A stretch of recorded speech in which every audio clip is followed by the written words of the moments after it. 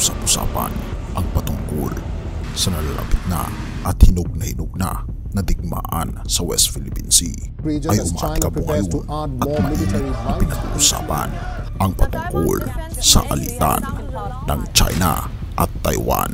At dito nga, kakapasok pa lamang natin sa bagong taon ngayong 2024 ay tila baga niyayanig na tayo ng mga nakakagulat na mga balita patungkol sa nahihinog na bakbakan sa pagitan ng mga kaalyado at ng mga Soviets. Atin itong pag-usapan, mga kaibigan.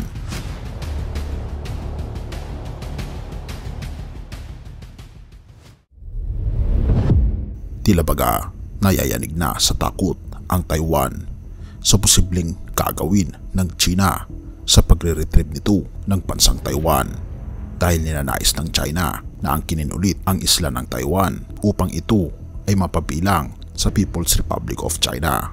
At ito nga ang mga posibleng mga senaryo ng mga Chinese sa pagsakop sa Taiwan. Binabanggit pa sa Inquirer, ang Taiwan ay bumoto noong Sabado sa isang mabusising halalan na tinatawag ng mga opisyal ng China bilang isang pagpili sa pagitan ng digmaan o kapayapaan. Ang pangunahing kandidato na si Lai Ching-te ay umani ng galit mula sa Beijing na tinatawag siyang matigas na manggagawa para sa kasalinlan ng Taiwan at isang tuwid na sumisira ng kapayapaan.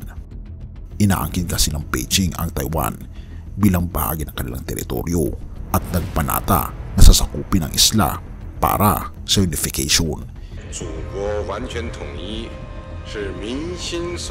Iniisip ng mga eksperto na malabong maganap ang isang pangkalatang pagsalakay sa madaling panahon, ngunit ang mga diskusyon ay patuloy pa rin sa mga bilangguan ng seguridad mula sa Taipei hanggang sa Washington. Narito ang ilan sa mga opsyon na maaaring gamitin ng Beijing kung sila'y aatake sa isla. Dekapitasyon. Lalo pang ipinapaunlad ng Beijing ang kanilang lakas sa militar na araw-araw na nagpapadala ng eroplano sa paligid ng isla, samantalang ang kanilang naval vessels ay may halos palaging presensya sa paligid ng mga tubig ng Taiwan. Isinisigawa rin ang hindi bababa sa dalawang malalaking war games sa nakalipas na taon at kalahating taon, samantalang ang kanilang aircraft carrier na Shandong ay mas madalas na dumaraan sa sensitibong Taiwan Strait na naghiwalay sa isla mula sa China. Batay sa mga nakaraang pagsasanay, pinakamalamang na gagamitin ng China ang mga air at missile strikes para tamaan ang military infrastructure ng Taiwan. Ayon pa ito kay Oh Sifu, isang analyst sa Taiwan Institute for National Defense and Security Research. Tinatawag niya ito na dekapitasyon senaryo dahil ang missile bombardments ay tatamas command center, air force, naval bases, pati na rin sa mga depo ng mga munitions ng Taiwan. Kapag mapuputol ang mga political o military figures ay hindi mo na maaaring utusan ng mga tropa na ipagtanggol ang Taiwan, sabi pa ni OU sa AFP. Blockage. Maaaring pumili ang China na sakupin ng mga outlying islands ng Taiwan tulad ng Kinmen at Matsu, parehong mga nasa 10 kilometers o 6 na milya mula sa baybayin ng mainland. Maaari rin nilang subukan ang ganap na blockade ng isang isla ng Taiwan na nagpapigil sa sinuman o anumang pag-angkat na pumasok at lumabas. Noong Abril ng nakaraang taon, isinagawa ng puwersa mula sa People's Liberation Army o PLA ng China ang 3 araw ng pagsasanay na nagtatangkang isagawa ang blockade ng isla bilang tugon sa pagpupulong noon ni US House Speaker Kevin McCarthy kay Taiwanese President Tsai Ing-wen sa California. Ang PLA ay maaari magpatupad ng blockade sa anumang daungan o paliparan, military facilities at air-sea lines ng communications upang makamit ang operational goal ng grounding all aircraft and anchoring all vessels. Binalaan ng Taiwan's Defense Ministry sa kanilang 2023 report.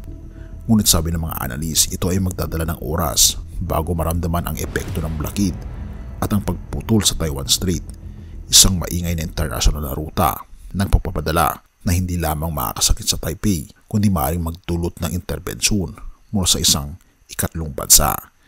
Hindi malinaw kung gaano katagal o magtatagal ang China sa isang siege kung makakahanap ng paraan ang Taiwan at ang kanyang mga kasusyo para makalusot sa blockade Sabi pa ng International Crisis Group o ICG sa isang kamakailan lamang na ulat, ang isang blockade ay magkakaroon ng labis na $2 trillion na epekto sa pandaigdigang ekonomiya. Ayon pa ito sa Rhodium Group, isang nakakapinsala na epekto hindi lamang sa Taiwan kundi pati na rin sa China.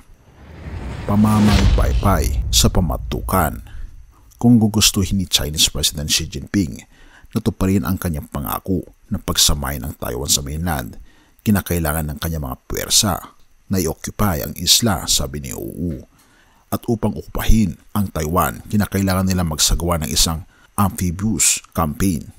Ngunit ang mga assault na amphibious ay komplikado at labis na mahirap, at ang maburol na geography ng Taiwan kasama ang mabagsik na kondisyon ng panahon na tinatawag na monsoon ay isang hadlang din.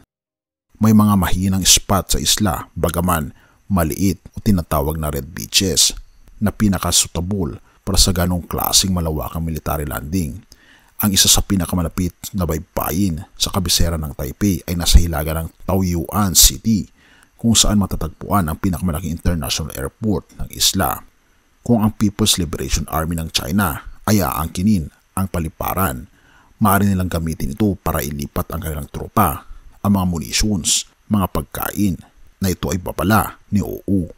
Ngunit ang posibilidad ng kumpletong Chinese amphibious assault sa Taiwan ay mababa sa madaling panahon dahil ang posibilidad ng pagkukulang ng Beijing ay hindi maliit, sabi pa ito ni Amando Xiao, isang Chinese analyst sa ICG.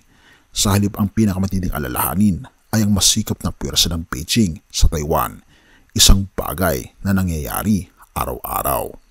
Nakikita natin ang ebidensya nito araw-araw sa anyo ng mas malapit at mas frequent na mga aktibidad ng People's Liberation Army ng China at nagpapalakas ng mga naratibo na paborable sa interes ng China at ang weaponization ng cross-strait trade, sabi ni Xiao sa AFP.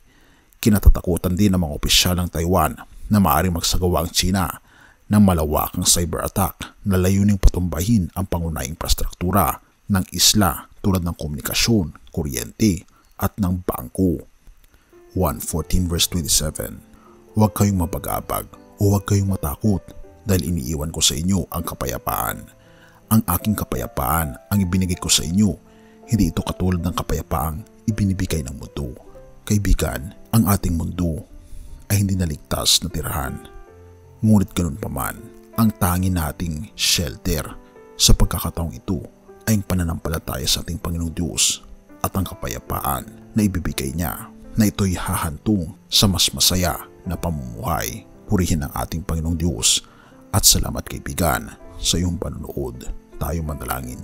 Ama naming banal, mga Panginoon naming Diyos, ang mundo, Panginoon, na hindi napuligtas na tirahan ng tao. Ngunit dahil, Panginoon, sa iyong mga pangako, na bagaman mahirap ang mamuhay sa mundong ito dahil sa mga kaguluhan sa iba't ibang nasyon, ang aming Panginoong Diyos, kayo po ang magbibigay sa amin ng kapayapaan. Bigyan kami, Panginoon, ng kapayapaan sa aming mga puso at tulungan kami magalak at panghawakan ang inyong mga pangako magpakailanpaman. Purihin ka, o aming Panginoong Diyos, at patawarin po kami sa lahat ng aming pagkukulang at pagkakasala, pagkat ito ay aming samot hiling sa matamis na pangalan ng aming Panginoong Jesus. Amen.